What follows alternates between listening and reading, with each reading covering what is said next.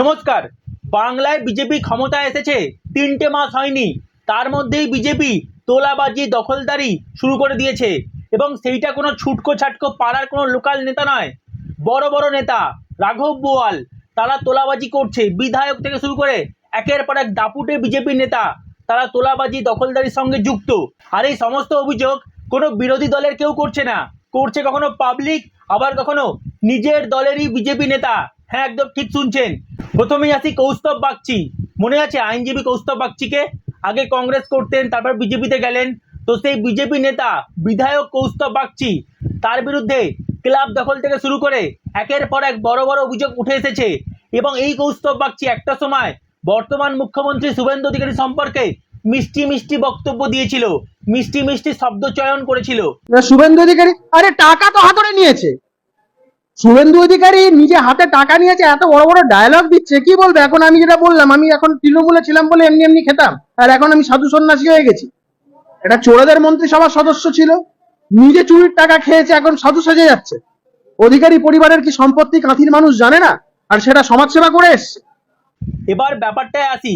এই কৌস্তব বাগচি আইনজীবী এবং বিজেপির বিধায়ক কৌস্তব বাগচি, সে করেছেটা কি দেখুন। এই কৌস্তব বাগচির বিরুদ্ধে অভিযোগ হচ্ছে অবৈধভাবে ক্লাব দখল করেছেন তিনি এবং তার দুইজন সাগরেত মিলে, এবং একই সঙ্গে তার বিরুদ্ধে একাধিক অনৈতিক কাজকর্ম করার অভিযোগ তুলেছেন ব্যারাকপুর পৌরসভার ৩ নম্বর ওয়ার্ডের বিজেপির নেতা অহিন্দ্রনাথ বসু। পশ্চিমবঙ্গে বিজেপি আসার পর বিজেপির হাতে বিজেপি কর্মীরা এখন লাঞ্ছিত হচ্ছেন। এবং এই সুভাষ কলোনিতে দীর্ঘকালের যে পুজো কমিটি আছে, এখানে একটা ক্লাব কমিটি আছে, এখন প্রদীপ ঘোষের নেতৃত্বে এবং কৌস্তব বাগচির সহায়তায় বিভিন্ন জায়গায় ক্লাব দখল হচ্ছে, পার্টি অফিস দখল হচ্ছে। আপনারা জানেন এখানে তৃণমূলে একটা পার্টি অফিস ছিল ব্রিজের নিচে, সেই ব্রিজের নিচে একদিন দেখি সেটা বিজেপির পার্টি অফিস হয়ে গেছে। সত্যি আমাদের লজ্জা লাগে যে সেই বিধায়ক, যার কাজ প্রশাসনিকভাবে, এই যে আমাদের মানে বারাসাত রোডে দীর্ঘদিন জ্যামজট হচ্ছে, লোকেদের প্রচন্ড অসুবিধা হচ্ছে, সেই রাস্তার জন্য কোনো ব্যবস্থা না করে তিনি কি করছেন, বিভিন্ন ক্লাবে যাচ্ছেন, সেই ক্লাব গিয়ে নিজেদের বসংবদ একজনের কাছে চাবি দিয়ে তাদের দিয়ে ক্লাব দখল করাচ্ছেন। আমরা এই দখলের রাজনীতির বিরুদ্ধে। আপনি জানলে হয়তো অবাক হয়ে যাবেন, এই কৌস্তব বাগচি একটা সময় খড়দহে যখন গাড়ি থামিয়ে পুলিশ তোলাবাজি করছিল, তখন বাংলায় বিজেপি ক্ষমতায় আসেনি, তৃণমূল জামানা, সেই সময় আইনজীবী কৌস্তব বাগচি তোলাবাজির বিরুদ্ধে প্রতিবাদ করেছিলেন। এবার দেখুন আয়রনিটা কেমন, যখন বাংলায় বিজেপি ক্ষমতায় এলো এবং উনি বিধায়ক হলেন, ওনার বিরুদ্ধেই জবরদখলের অভিযোগ করছে। এবং কে করছে? বিরোধী দলের কেউ নয়, করছে ওনার দলেরই বিজেপি নেতা। ভাবুন তাহলে ব্যাপারটা। এর পরের নামটা হচ্ছে রেখা পাত্র। রেখা পাত্রকে মনে আছে? হিঙ্গলগঞ্জের বিধায়ক এবং গরুর সার্টিফিকেট চাওয়া বিধায়ক, যে ক্লাস 4 পাস করেছে। তো সেই রেখা পাত্র, তার বিরুদ্ধে অভিযোগ একজন সাধু মহারাজ, যিনি আবার বিজেপির সমর্থক এবং বিজেপির হয়ে ভোটে কাজও করেছেন, তার থেকে বাড়ি ভাড়া নিয়েছেন এবং বাড়ি ভাড়া তিনি দিচ্ছেন না। মানে ক্ষমতায় আসার আগে থাকতেই তিনি বাড়ি ভাড়া দিচ্ছেন না, আর খালি বলছেন পয়সা নেই, পয়সা পাচ্ছি না, এখনো অবধি মাসের মাইনে পায়নি। রেখাপাত্র বলছে ঠিক এমনটাই অভিযোগ। এমনকি এটাও অভিযোগ যে বাড়ি জবরদখল করে বসে আছে রেখাপাত্র। এবং এই সমস্ত অভিযোগ কে করছে? একজন সাধু মহারাজ, হিন্দু মানুষ, সনাতনী, কোনো মুসলমান নয়, কোনো জেহাদি নয়, একজন সনাতনী সাধু মহারাজ। দেবুখালীতে আমার একটা গেস্ট হাউস আছে, গেস্ট হাউসটার নাম হচ্ছে কেশবানন্দ প্যালেস। সেই কেশবানন্দ প্যালেস আমার নিজের গেস্ট হাউস, 4 বিঘা জমির উপরে 3 তলা বাড়ি। তো ওকে কেউ ভাড়া দিচ্ছিল না, যেহেতু বিজেপি আসবে কিনা কোনো ভরসা ছিল না। আমি ওনাকে ভাড়া দিলাম, যে আমি তো ছোটোবেলার থেকে বিজেপি করি, তো আমি ওনাকে বললাম যে আপনি আমার এটা ভাড়া নিন। তো 70,000 টাকা ভাড়া কথা হয়ে 4 বিঘে জমি, বাগান বাড়ি টাড়ি সব ওরা ব্যবহার করছে। এবং ওখানে খাওয়া দাওয়া, উৎসব, আনন্দ, পিকনিক, পুকুর আছে, সব কিছু নিয়ে ওরা আছে। রেখা পাত্রই ভাড়া নিয়েছিল, এপ্রিল মে ভাড়া দিয়েছে, জুন জুলাই আগস্ট পুরো 3 মাস হয়ে গেল, কোনো ভাড়াও দেয় না, প্লাস কেনার কোনো কথা বলছে না। আমি সমস্যায় পড়েছি যে, এবং সেক্রেটারিকে পাঠিয়েছি কয়েকবার কথা বলতে। রেজিস্টার্ড ট্রাস্ট এবং 80G ধারা রেজিস্টার্ড, মানে ট্যাক্স ফ্রি, সেই ট্রাস্টের আমি ফাউন্ডার প্রেসিডেন্ট। রেখাপাত্র অনেক খিস্তি খামারি দেয়, লেখাপড়া জানে না তো মূর্খের অশেষ দোষ। আমি নোংরা রাজনীতি করি না। তাহলে মা তুমি এরকম বললে কেন? নোংরা রাজনীতিটা কি? আমি তোমাকে বললাম যে মা আমাদের ভাড়াটা দিচ্ছ না কেন? বলে আমি এই পড়ে আছি, আমার কাছে এখনো টাকা আসেনি।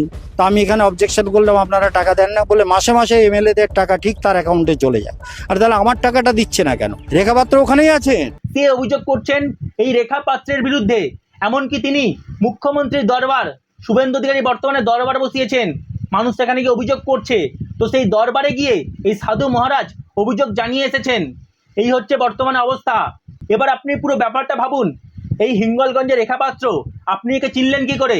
মনে আছে যখন শাহজাহান শেখের বিরুদ্ধে হিঙ্গলগঞ্জ থেকে শুরু করে সন্দেশখালী একাধিক জায়গায় আন্দোলন করছে মহিলারা, ঠিক সেই সময় রেখাপাত্র প্রতিবাদী মুখ হিসেবে উঠে আসে, যে শাহজাহান শেখের অবৈধ কাজ, অনৈতিক কাজ, অন্যায় কাজের বিরোধিতা করে সামনে উঠে আসে। এই হচ্ছেন সেই মহিলা, সেই রেখাপাত্র, হিন্দু বাড়ির মহিলা, যিনি লাইমলাইট পেয়েছিলেন, ফুটেজ পেয়েছিলেন, এবং তারপরে বিজেপি থেকে টিকিট দেয় লোকসভায়, জিততে পারে না, আবার বিজেপি থেকে বিধানসভায় টিকিট দেয় হিঙ্গলগঞ্জ থেকে, তিনি বিধায়ক হন, এবং বিধায়ক হওয়ার পরেই তার বিরুদ্ধেই আবার অবৈধভাবে, অনৈতিকভাবে বাড়ি জবরদস্তি দখল করে রাখার অভিযোগ।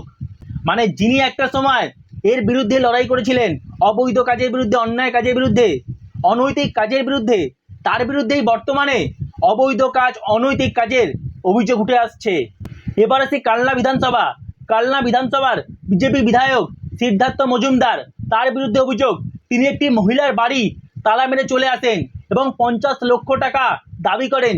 মানে মহিলাটা, একজন মহিলা, তিনি একটি নতুন বাড়ি করেছেন এবং সেই নন্দিনী দেবীর বাড়িতে তালা মেরে দিয়ে চলে আসেন, এবং অভিযোগ করা হয় কখনো 25 লক্ষ, কখনো 50 লক্ষ টাকা চাইছেন। পুলিশকে প্রেসার দিয়ে কেসটা করিয়েছেন। আমি আমার যেহেতু এই বিল্ডিং, ওনার কোনো রাইট নেই আমার বিল্ডিং এ হচ্ছে তালা মারা, তার জন্য আমি আমার বিল্ডিং এর দরজা খুলে আমি নিজে প্রবেশ করলাম।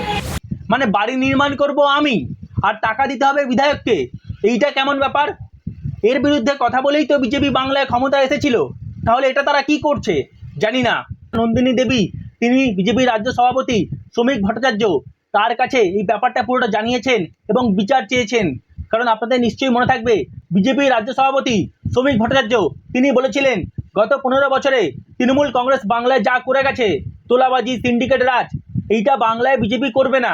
কিন্তু ব্যাপারটা দেখুন, বাংলায় বিজেপি ক্ষমতায় এলো মাত্র 3টে মাস হলো, তার মধ্যেই এতগুলো অভিযোগ উঠে আসছে, এবং ছোটোখাটো নেতা নয়, বড় বড় নেতা, সোশ্যাল মিডিয়ায় পরিচিত মুখ।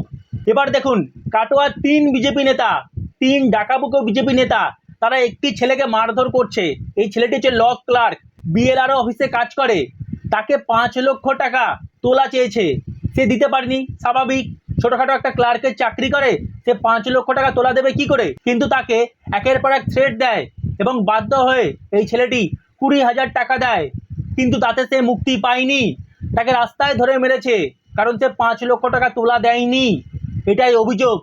ভাইরাল হওয়া ভিডিওতে যাকে মার খেতে দেখা যাচ্ছে তিনি সুজন ঘোষ। কাটোয়ায় ভূমি ও ভূমি রাজস্ব দফতরে কাজ করেন।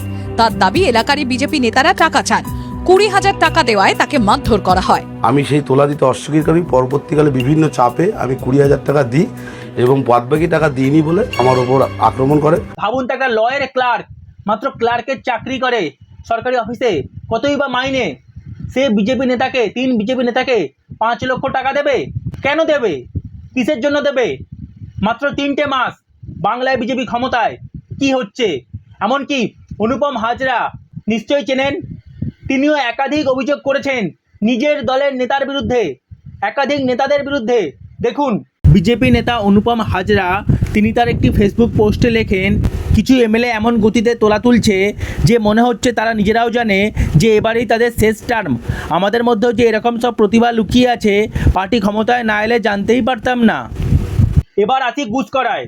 গুসকরায় বেসরকারি বাস চলে, আর সেই বেসরকারি বাসগুলো থেকে তোলাবাজি করছে বিজেপির বাবা আরএসএস, তাদের শ্রমিক সংগঠন। একদম ঠিক শুনছেন, কিচ্ছু ভুল শোনেননি। এমনিতেই বেসরকারি বাসগুলোকে প্রতিদিন বুচকরা পৌরসভায় 30 টাকা ভাড়া দিতে হয়, পৌরসভা সেই ভাড়া নেয়। কিন্তু বাংলায় বিজেপি ক্ষমতায় আসার পরে আরএসএস এর মানে রাষ্ট্রীয় স্বয়ংসেবক সংঘের শ্রমিক সংগঠন ভারতীয় মজদুর সংঘ তারা নতুন করে একটা বিল তৈরি করে, সেখানে গেরুয়া পতাকা থাকে এবং প্রত্যেক বেসরকারি বাস থেকে 40 টাকা করে তোলা নেয়, প্রতিদিন 40 টাকা করে তোলা নেয়। এবং তাদেরকে প্রশ্ন করা হলে তারা বলে এটা তোলা নয়, এটা হচ্ছে অনুদান। এটা কবে থেকে চালু হয়েছে? কুপনে লেখা ঘুষ করা বাস শ্রমিক কর্মচারী সংগঠন, তার উপরে গেরুয়া পতাকার ছবি। ওই কুপন দিয়ে বাস পিছু 40 টাকা করে আদায়ের অভিযোগ। তবে রাষ্ট্রীয় স্বয়ংসেবক সংঘের শ্রমিক শাখা বিএমএস এর দাবি এটা অনুদান। ওদের যে পারিশ্রমিকটা, সেই পারিশ্রমিকের জন্য ওরা ওই চাঁদাটা তুলছে, কিন্তু বিএমএস এর নামে নয়, বিএমএস এরই লোক, ওরা বিস্তারের কাজটা করছে। এবং এই 40 টাকা অনুদান ভারতীয় মজদুর সংঘকে দিতেই হবে, বাধ্যতামূলক। মানে ধরুন কেউ চাইছে না দিতে, তবুও তাকে দিতেই হবে। মানে অনুদান মানে কি? দান। সেই দান নেবে জোর করে। কোনো দান যদি জোর করে নেওয়া হয় তাহলে সেইটা কি হয়? সেটা তোলাবাজি হয়। শুধু তাই নয়, যাদবপুরের বিধায়িকা সর্বরী দেবী, তার বিরুদ্ধে ভয়ঙ্কর অভিযোগ। তিনি এবং তার কিছু সাগরেদ মিলে নাকি একজন বয়স্ক মহিলার দোকান ভাঙচুর করে এবং দোকান জবরদখল করে। ভাবুন, একজন বয়স্ক মহিলা তার দোকান জবরদখল করছে, তার কাছে পেপার আছে যে এইটা আমার দোকান, সরকারি নথিপত্র আছে, তারপরেও বিজেপির বিধায়িকা, যাদবপুরের বিজেপির বিধায়িকা সর্বরী দেবী এবং তার কিছু সাগরেদ মিলে সেই দোকানটা ভাঙচুর করে। এবং ওই বৃদ্ধা মহিলা তিনি যান মুখ্যমন্ত্রীর দরবারে, শুভেন্দু অধিকারীর দরবারে, এবং সেখানে গিয়ে বিচার চান। এবার দেখার তিনি বিচার পান কিনা।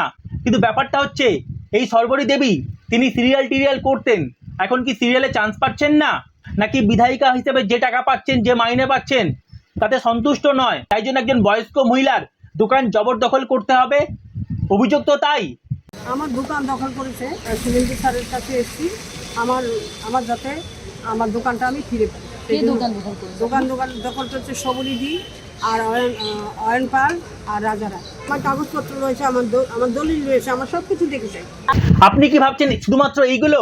না, এখনো আরো অভিযোগ আছে। জিতেন্দ্র তিওয়ারি মনে আছে? এই সেই নেতা যিনি একটা সময় তৃণমূল করতেন, তারপর বিজেপিতে গেলেন, আবার তৃণমূল, আবার বিজেপি।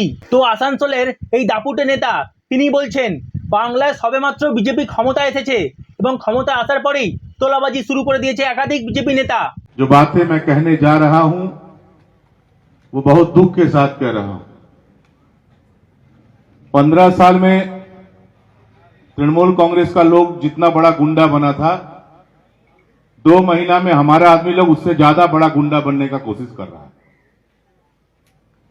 आदमी का जीना मुश्किल कर दिया है हमारा पार्टी का आदमी लोग। वो लोग महीना में 4 गो क्वार्टर दखल करता था, तो 1 हफ्ता में 4 क्वार्टर दखल कर रहा है। जहां से मन वहीं से चंदा ले रहा है लोग। ठेकेदार लोग को परेशान कर रहा है, उनको बोल रहा है ये काम कीजिए, ये काम मत कीजिए, इसके लिए पैसा देना होगा, उसके लिए पैसा देना होगा। सोच रहा है लोग जितेंद्र तिवारी को कुछ पता नहीं चलेगा, सब कुछ पता चल रहा है। মানে আপনি জাস্ট ব্যাপারটা ভাবুন, বাংলায় বিজেপি ক্ষমতা এসেছে মাত্র 3টে মাস পেরোয়নি, তার মধ্যে তোলাবাজির অভিযোগ আসছে। বড় বড় নেতা করছেন এবং বড় বড় নেতার বিরুদ্ধে তোলাবাজির অভিযোগ, বড় বড় নেত্রীর বিরুদ্ধে জবরদখল করার অভিযোগ, তোলাবাজি করার অভিযোগ। হচ্ছেটা কি বাংলায় জানি না। যদি 3 মাসে এই হয় তাহলে 5টা বছর এখনো পড়ে রয়েছে, 2031 সাল তো পড়ে রয়েছে, তাহলে 5 বছরে কি হবে সেটা এইভাবে ভয় লাগছে। আজ এখানেই ভিডিওটা শেষ করছি, ধন্যবাদ।